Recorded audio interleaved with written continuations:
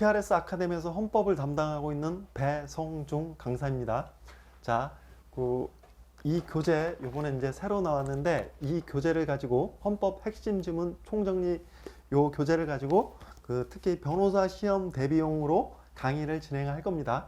자, 그리고 이 교재와 이 강의에 대한 간략한 오리엔테이션은 제가 이제 찍어서 유튜브에 올려놨으니까 그걸 먼저 보시고 들어오세요. 자, 간략하게 변호사 시험 어떻게 앞으로 준비해 가야 될지 제가 이제 해설해 놓은 오리엔테이션 강의가 있으니까 한 12분 정도 되는데 그걸 먼저 듣고 오시면 돼요. 그래서 자, 다시 한번 반복하는데 최근 5년간 변호사 시험 헌법 출제 경향을 보게 되면은 자, 계속 반복해요. 헌재 판례가 타 시험에 비해서 압도적으로 높아요. 압도적으로. 자, 그래서 헌재 판례 위주로 정리를 하시고 그 다음에 헌법 조문 워낙 중요하죠. 그 다음에 이제 부속 법률 한 문제 정도, 그 다음에 이제 헌정사가 최근에 좀 한 문제 정도를 조금 넘게 이렇게 출제하는 어떤 경향이 있어요. 자, 여기에 맞춰 특히 헌재 판례 위주로 이렇게 정리를 하시면서 이제 좀 스피드 있게 좀 강의를 진행할까 해요. 그래서 그 서문에 제가 이제 써 놓았던 얘기를 어제 이제 오리엔테이션 강의에서 이제 좀 설명을 하죠. 경향. 그래서 쭉 보시고 그다음에 이제 사례형 이게 이제 주관식 연습하는 데도 굉장히 좋다고 제가 말씀드렸죠. 그래서 이제 계속 말씀드리지만 시험은 상대평가. 그래서 포기하시면 안 돼요. 지금부터도 충분히 시간이 있고 그다음에 중요 지문을 계속해서 반복해서 시험 5개 지문 중에서 5개 다 완벽히 알아야 풀 수 있는 게 아니라 정확하고 선명하게 중요 지문 2~3개라도 충분히 틀린 것은 했을 때 맞출 수가 있어요. 자, 들어가겠습니다. 1번. 관습헌법은 입법자를 구속하는 힘을 가짐으로 자, 관습헌법 또 헌법인 거예요. 배치되는 법률은 위헌이에요. 더 나아가 관습헌법은 성문헌법을 변경하는 힘을 가진다? 아, X. 이거 왜 그래요? 이거는 관습법과 성문법의 관계죠. 자, 성문헌법, 헌법 전에 명시적으로 규정되어 있는 것이 성문헌법인데 성문헌법이 모든 걸 다 규율할 수 없을 때 보충적으로 적용되는 것이 관습법의 의미죠. 민법에서 하셨죠. 그래서 보충적 효력이 있기 때문에 관습헌법이 성문헌법을 변경하는 건 아니에요. 자, 보시면 자, 관습헌법도 성문헌법과 동등한 효력을 가지므로 관습헌법에 배치돼도 그런 법률은 위헌이지만 관습헌법이 성문헌법을 변경하는 것은 아니다. 왜? 관습헌법은 성문헌법에 대해 보충적 효력. 관습헌법. 그래서 관습법은 실정법이 공백이 발생한 경우에 이 공백을 보충하기 위하여 인정되는 것일 뿐이기 때문이에요. 자, 그 다음에 2번. 관습헌법은 자, 국민적 합의가 상실되면 변경 소멸. 자, 관습헌법이 어떻게 변경되는지 한번 볼까요?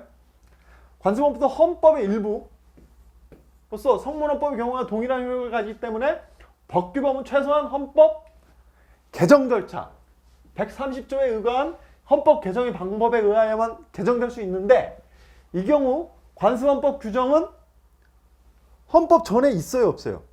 없죠. 그럼 성문헌법 같은 경우 개정할 때는 어떻게? 수정 내지 폐지 이렇게 가는데 관습헌법은 성문헌법 규정이 없으니까 관습헌법을 바꾸려면 어떻게 돼요?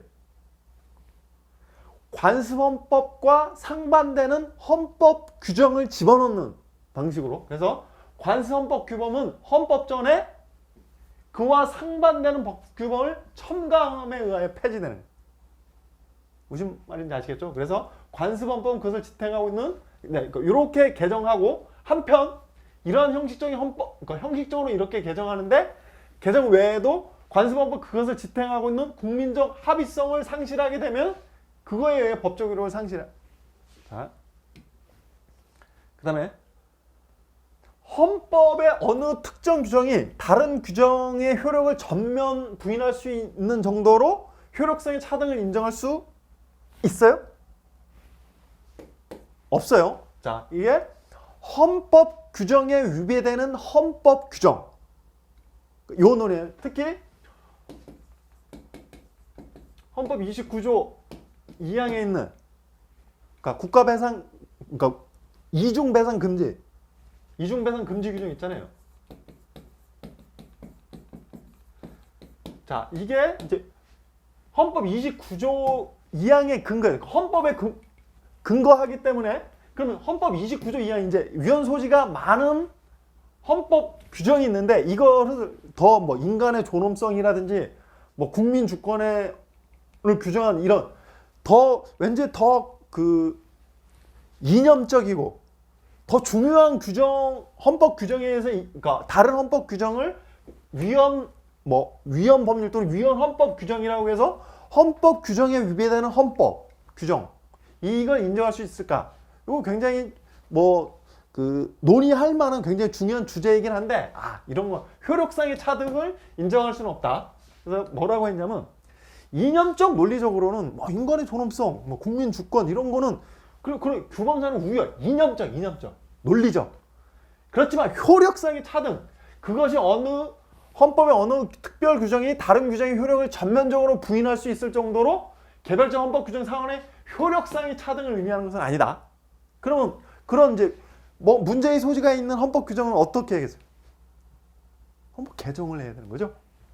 자, 그 다음에 헌법재판소가 행하는 구체적 규범 통제의 심사 기준은 헌법재판을 할 당시 지금 현행 헌법 자, 할 당시에 규범적 효력을 가진 헌법이다. 자, 맞는 질문 5번 자, 제헌헌법 이래 신체의 자유 보장 규정에서 구금이란 용어를 사용해 오다가 현행 헌법 개정 시에 이를 이것도 중요해요. 현행 헌법에서 종래에는 구금이란 용어가 있었는데 구속으로 바뀌었어요. 이것도 중요해요. 헌정사적으로. 근데 구금을 구속으로 바꾼 것은 헌법에 규정된 신체의 자유 보장 범위를 구금된 사람뿐만 아니라 구인된 사람에게까지 넓히기 위한 것. 맞는 질문이에요. 그래서 현행 헌법에서 구속의 개념은 구금 플러스 구인이에요. 그럼 구금은 뭐예요? 그 감옥이나 구치소 이런 데 가둬놓는 거죠? 감옥에 가둬놓는 걸 구금. 구인은 그 감옥, 그 수사 기관이라든지 아니면 법원, 재판받기 위해서는 거기까지 사람을 강제로 데려가는 거죠. 물리력의 행사제요. 자, 그래서 구금 플러스 구인으로 단순히 가둬놓는 거에서 더 나아가서 이제 구인까지 포함하는 개념으로 그러면 자, 현행 헌법에서 구금을 구속으로 12조 규정의 신체 자유 보장변을 구금된 사람뿐만 아니라 구인된 사람에까지 넓히기 위한 해석. 그러면 이런 해석의 의의가 뭐겠어요? 자, 여기서 아주 중요한 결정을 해요. 자, 이렇게 신체 자유 보장 범위를 넓히기 위한 해석을 통해서 종합해 보면 헌법 12조 4항 자, 변호인의 조력을 받을 권리예요. 본문에 규정된 구속을 체포 또 구속 형사 절차상뿐만 아니라 행정 절차상의 구속까지 의미하는 것으로 그 범위를 확장했다는 것. 자, 그래서 변호인의 조력을 받을 권리의 주체가 종래에는 형사 절차상 구속당한 사람에게만 해당된다고 했는데 2018년도 판례에 의해서 행정 절차상 구속당한 사람에게까지 변호인의 조력을 받을 권리를 인정을 한 거예요. 아주 중요한 판례요. 자, 요 부분 뒤에서도 한 번 더 나오는데 계속 나오는데 자, 근데 비교해야 될 게 뭐예요? 영장주의. 자, 영장주의가 적용되는 거. 물리적 강제력을 행사할 때 필요한 게 뭐예요? 영장. 법원이 허가한 영장에 의해야 된다. 이거는 행정 절차까지 확장됐어요? 아니에요. 아직까지 영장주의는 형사 절차상. 자, 그래서 변호인의 조력을 받을 권리는 형사 절차뿐만 행정 절차까지 확대가 됐지만 그 영장주는 아직까지 형사 절차에 국한된다는 것. 자, 비교해서 기억을 해두시고. 뒤에서 또 계속 반복될 거예요. 자, 어떤 법률의 개념이 다이죠. 이건 그 용어를 이렇게 하다 보면 이럴 수밖에 없죠. 자, 그 어휘의 테두리 안에서 여러 가지 해석이 가능할 때 헌법을 최고 법규로 하는 통일적인 법질서 형성을 위하여 헌법에 합치되는 해석, 즉 합헌적인 법률 해석을 택해야 하며 이에 의하여 위헌적인 결과가 될 해석은 배제하면서 합헌적이고 긍정적인 면을 살려야 한다는 것이 헌법의 일반 원리이다. 맞는 지문이죠. 조금 이렇게 이상하다고 해서 다 위헌 결정해서 다 위헌 법률로 해버리면 어떻게? 법정 안정성이 굉장히 심각한 그 법정 안정이 해야 할 위험이 있겠죠. 자, 그래서 여러 가지 해석이 할 때 일단은 합헌적인 법률 해석을 하는 입법 그러니까 국회의원들, 그러니까 의회의 어떤 입법 형성권을 존중해 주는 어떤 취지예요. 그 다음에 법적 안정성 이런 것들을 이유로 해서 자, 그 합헌적 법률 해석의 한 예죠. 임원하고 과점 주주에게 연대 책임을 부과하는 거예요. 일단 그래서 구상호시는 요 조항이 책임이 없는 사람들도 있을 수 있잖아. 거기에 대해서 뭐라고 했냐? 부실 경영에 책임이 없는 임원과 부실의 결과를 초래한 자 이외의 과점 주주에 대해서도 연대 책임을 부과한다고 해서 부담하게 하는 범위 내에서 헌법에 위반된다고 한정 위헌 결정. 자, 요런 게 합헌적 법률 해석 예인 거죠. 자, 아까 나왔죠. 우리 헌법의 각 개별 규정 가운데 무엇이 헌법 제정 규정이고 무엇이 헌법 개정 규정인지 아까 효력상의 차등이 없다고 한 거. 그래서 헌법 제정 규정은 더 시원적이어서 더 헌법 개정 규정에 비해 더 우위의 효력상의 우위를 갖는다라고 하는 건데 구분하는 것이 가능하지 않다. 효력상의 차등이 없다. 그래서 헌법 제정 권력은 헌법을 시원적으로 창조하는 권력이고 개정 권력은 헌법 제정 권력에 의해서 조직되고 제도한 권력. 나누는 의의가 뭐예요? 헌법 개정 권력, 헌법 제정 권력에 종속한다. 근데 헌법 제정 개정권 구별한 개정 한계로는 그 자체로 이론성 타당 여부와 상관없이 우리 헌법재판소가 개별 규정에 대해 위헌 심사를 할 수 있다는 논고로 원형할 수 있는 것이 아니다. 그래서 효력상의 차등은 없어요. 그러면 문제가 되는 어떤 헌법 규정이 있을 때 어떻게 더 중요한 규정에 의해서 그 덜 중요한 헌법을 뭐 위헌 헌법 심사 이렇게 할 수가 없다라는 거예요. 헌법 개정을 해야 된다고. 그래서 위헌 법률 심판이나 헌법 소원 어느 절차에 의하더라도 헌법 규정에 대해서 위헌 심사가 가능하지 않다. 맞는 지문이죠. 헌법 규정에 대해서 위헌 심사 아니요. 왜?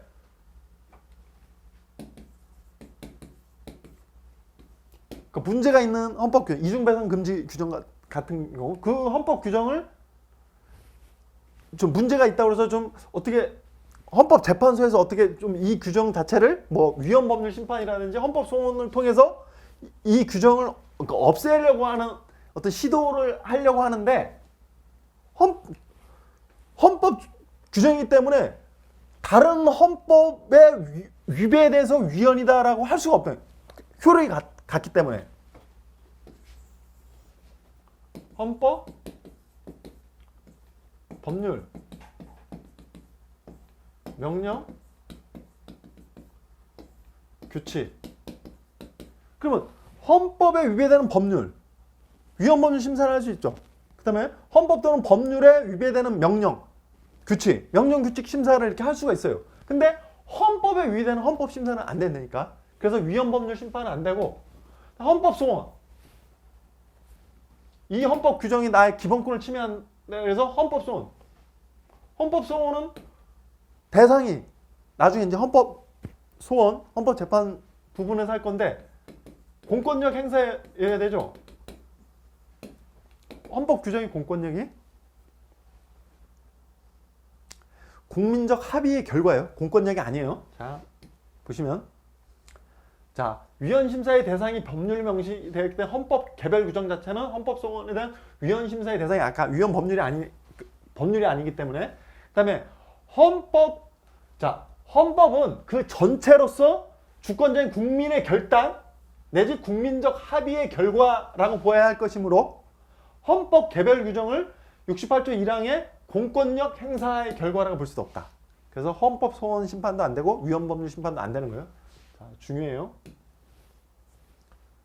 국가 비상사태의 선포 및 해제를 규정한 국가보위에 관한 특별조치법 제2조 및 3조는 자, 일단 초헌법적 국가긴급권을 대통령에게 부여하고 있는데 이거는 헌법이 요구하는 국가긴급 실체적 발동 요건, 사후 통제 절차, 시간적 한계에 위반된다. 그래서 뭐예요? 위헌이죠. 그래서 초헌법적 국가긴급권이 뭐예요? 헌법에서 규정하고 있는 헌법 제76조, 77조에 규정하고 있는 어떤 국가긴급권의 요건을 초월해서 벗어나서 대통령에게 이런 거하고 상관없이 어떤 비상사태를 선포할 수 있는 그 권한을 주여하는 이건 바로 위헌인 거예요. 자, 보시면 예를 들어 76조 요건 있죠. 대통령 내후 외환 천재 지변 또는 중대한 재정 경제상의 위기에 있어서 그러니까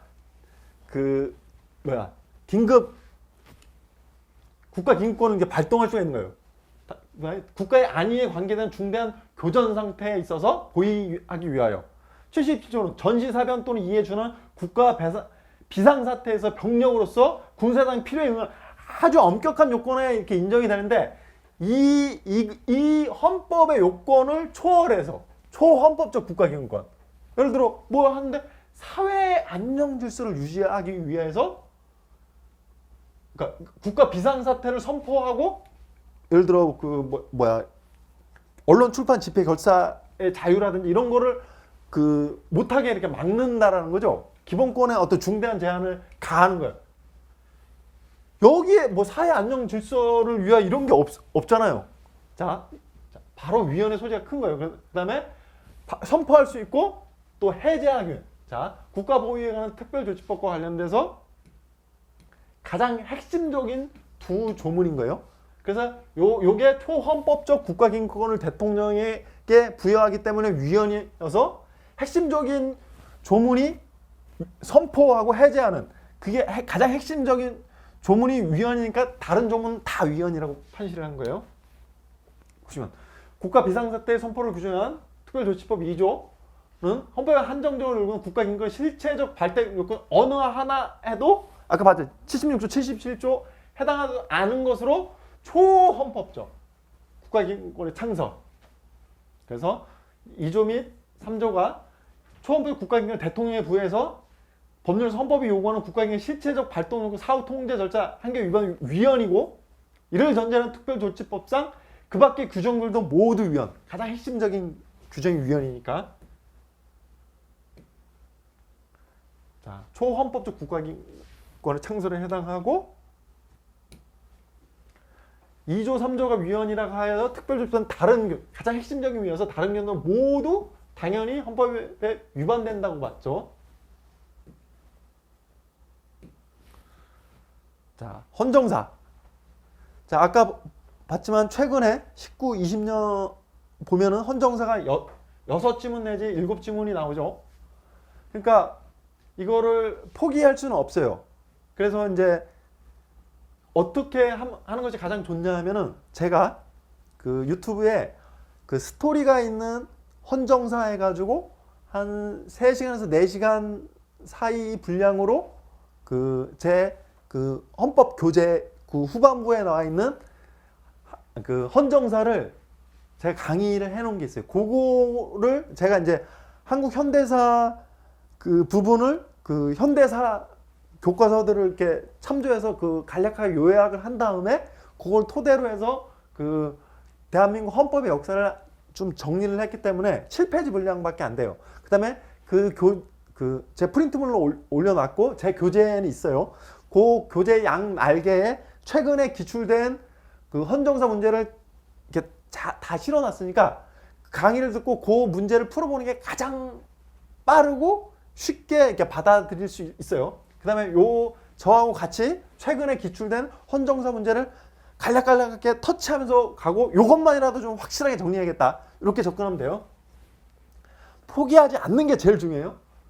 재헌헌법은 자, 재헌헌법, 자, 건국헌법 같은 얘기예요. 그러니까 건국절 논란이 있어가지고 그 건국절이 뭐 보수에는 1948년이 이제 건국절이다. 아니 진보 쪽에서는 이제 1910 그 임시정부 그 수립일이 건국절이다. 그러니까 이런 논란이 있기 때문에 최근에 이제 재헌헌법이라고 하는데 재헌헌법, 건국헌법 다 같은 얘기예요. 48년 대통령, 부통령 국회에서 각각 선거. 국무총리는 대통령이 임명하고 국회의 승인을 얻더라도 맞는 질문. 자, 재헌헌법 또는 건국헌법은 국회 간선제, 국회 단원제. 자, 중요한 건 국정감사제도를 재헌헌법부터 계속 있어 왔다는 거. 그다음에 헌법위원회와는 별도로 탄핵재판소를 설치했는데 이때 탄핵재판소 재판장의 직무는 대통령, 부통령 심판할 수 있는 때 이외에는 부통령이 맡도록 하였으며 재판장 부통령, 대법관 5인과 국회의원 5인이 심판관이 되도록 하였다. 이거 맞는 질문. 그 다음에 이 교재 그 헌법재판소와 관련된 헌정사는 굉장히 중요해요. 그래서 요 헌법재판소와 관련된 헌정사는 제가 요 교재는 295페이지에 나오는데 295페이지에 나오는 요 표를 제가 그 헌법재판소 첫날에 요 표를 정리하는 방법을 제가 가르쳐 드릴 거예요. 왜냐면 계속 출제가 되기 때문에 요걸 한꺼번에 정리하실 거예요. 그때 제가 다시 자세하게 설명을 해드릴게요. 일단은 재헌헌법에서 이렇게 규정을 했다. 보시고 재헌헌법은 자, 그 다음에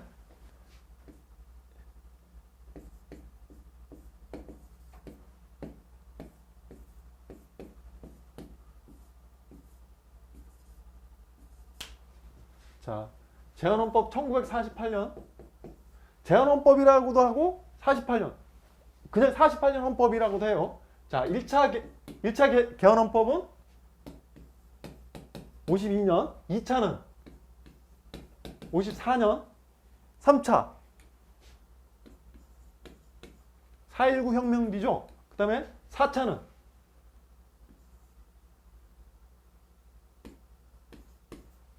그다음에 5차는 죄송합니다. 이거 4차 여기 60. 그다음에 5차는 19, 62. 여기가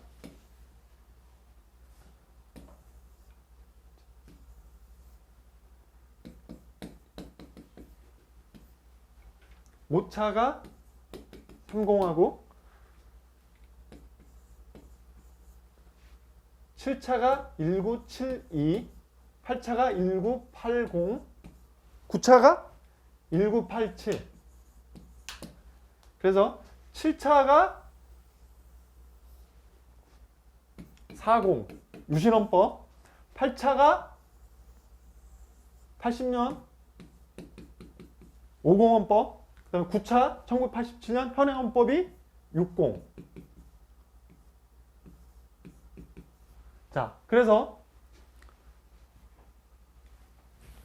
자, 숫자가 왜 그러냐면 52년 헌법이라고도 하고 1차 개헌 헌법, 54년 헌법 또는 2차 개헌 헌법. 그러니까 이렇게 해도 출제하고 이렇게 해도 출제하기 때문에 숫자를 어쩔 수 없이 기억을 해 두셔야 돼요.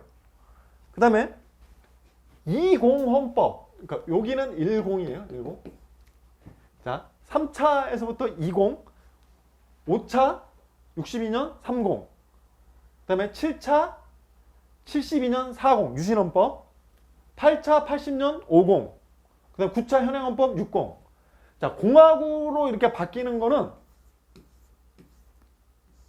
이제 헌정사에서 다 하는데 이제 헌법적 변혁이 있을 때예요. 특히 20 언제 60년 4.19, 30 62년 5.16 혁명, 그 다음에 72년 유신헌법, 80년 12.12 사태 50, 그 다음에 87년 현행헌법, 87년 민주화 6.29 항쟁 이후. 자, 헌법적으로 커다란 변혁이 있을 때 그 바뀌는 거를 이제 공화국이 이렇게 바뀌는 거예요. 그래서 이렇게 20, 30, 40, 50, 60 요건 특히 3차 60년, 그 다음에 30, 62년 5차, 그 다음에 40, 72년 7차, 50, 80년 8차. 그러니까 요 공화국으로 되는 숫자는 특히 유념해서 기억을 해두시면 좋아요. 자, 그래서 재헌헌법은 근로자의 단결권, 단체 결권, 단체 행동의 자유를 법률의 범위 내에서 보장하고 있다.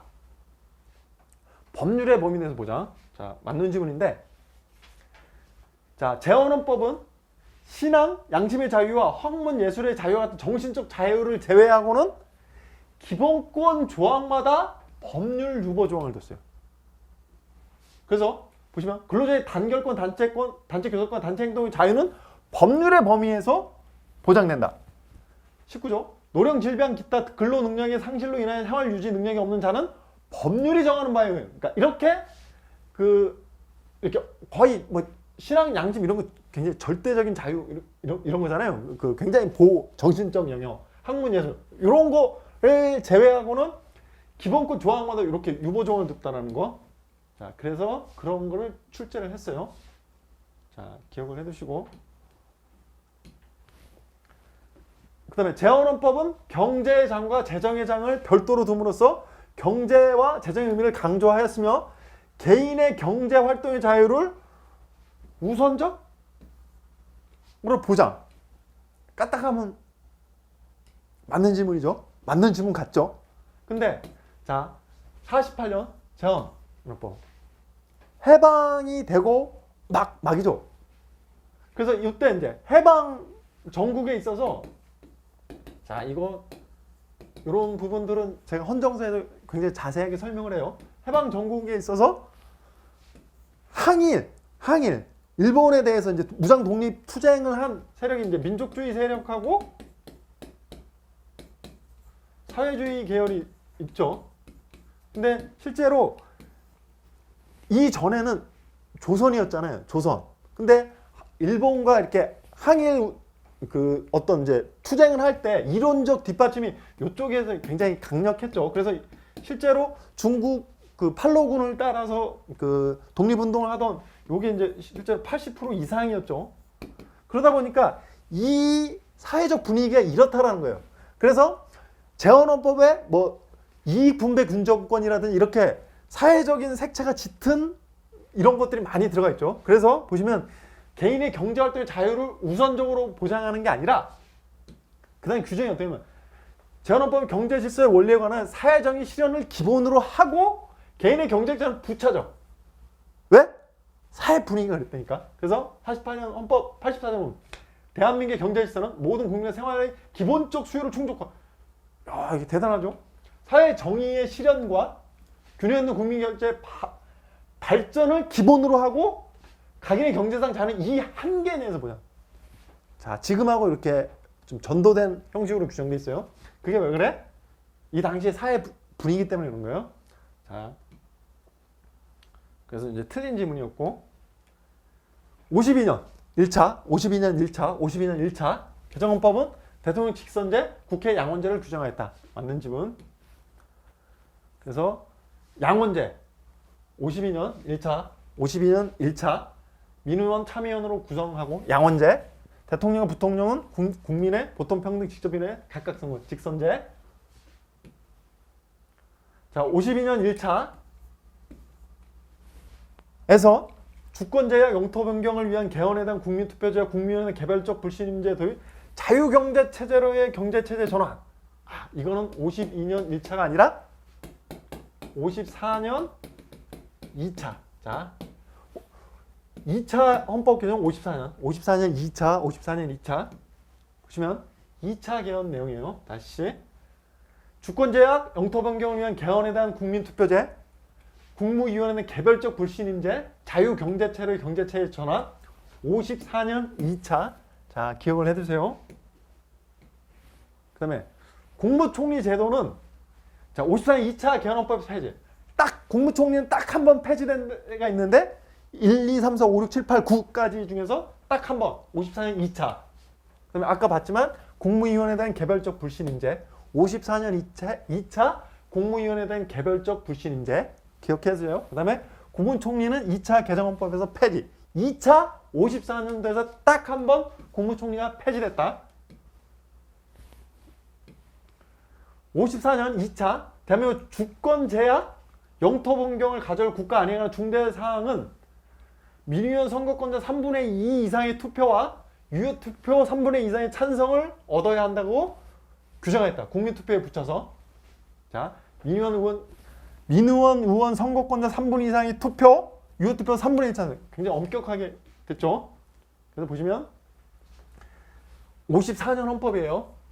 54년 2차 대한민국 주권의 제약, 영토병을 가지고 국가 아니면 중대사항은 국회 가결 거친 후에 국민투표에 붙여서 민의원 선거권자 3분의 2 이상의 투표와 유효투표 3분의 1 찬성을 얻어야 한다.